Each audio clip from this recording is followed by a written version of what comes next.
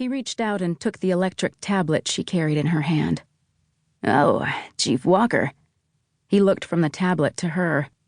"You running away from the law or something?" He chuckled at his own joke and trained his baby blues on her. Many women found them mesmerizing, but she was definitely immune to his slithery brand of charm. Brian handed her back the tablet, but when she made to take it, he continued to hold on. "Can't do it, sorry. Although it's an easy case. Not sure why you're worried. A few stitches and a tetanus shot and you're done. Unless you're afraid you'll fall for the cop.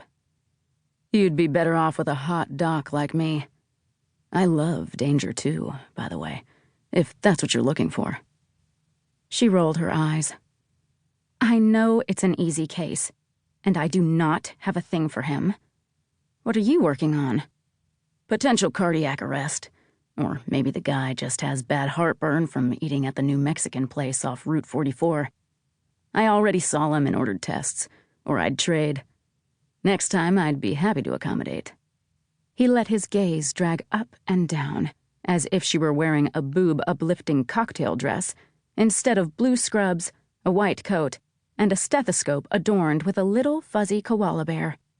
Her best friend Caitlin had given her the koala as a welcome home gift, so that the kids Sara saw wouldn't be so afraid.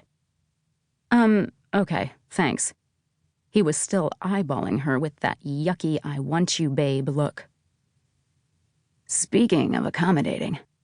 "Not going to happen, Brian." She yanked hard on the tablet. "Thanks, though," she called over her shoulder as she walked away. Oh, what the hell. If she could handle horny Brian, she could handle he who must not be named. So she knocked on the exam room door and walked in. There, lying on the gurney, watching late-night Spanish soccer, was Colton. His long, lazy frame sprawled out, one elbow behind his head as he inclined toward the wall-mounted television. The hospital gown fell away from his arm, revealing its sinewy, tanned glory for all the world to see. All that manly muscle distracted her momentarily from his problem, which she now saw clearly. His left arm was laid out straight, exposing the jagged edges of a bloody wound that curved around his biceps. His very toned biceps. He was a fit man, lean but muscular. Not that she was noticing in any other manner but that of a physician evaluating her patient. He would be handsome, if not for the fact that he was the world's biggest jerk.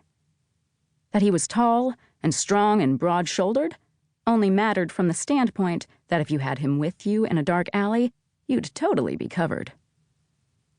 His hair used to be longish and thickly layered, but was now cut in a no-nonsense buzz. He flicked his eyes, cool, devastatingly blue, with 2 long eyelashes, from the TV to her. She saw the moment recognition set in, and hey, was that fear? She certainly hoped so. After all, she would be the one wielding the needle. This was her territory, and Sara was not going to allow him to forget that. Not for 1 second. He looked her over in that bored, detached way he had, as if she were far beneath his notice. Before she could stop herself, her hand flew up to her glasses, which she suddenly remembered she was wearing for her middle-of-the-night shift. She caught herself from adjusting them in time. Reminded herself that high school was eons ago, that she wasn't that gawky, awkward girl with blazing red, frizzy hair he used to mercilessly call Sarah Jane the Brain.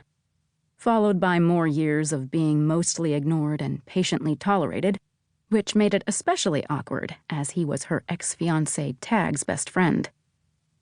Tag was at the Cleveland clinic an hour away, working as a neurologist, while she was back home in Angel Falls trying to carve out a life for herself that looked nothing like the one she'd envisioned a year ago.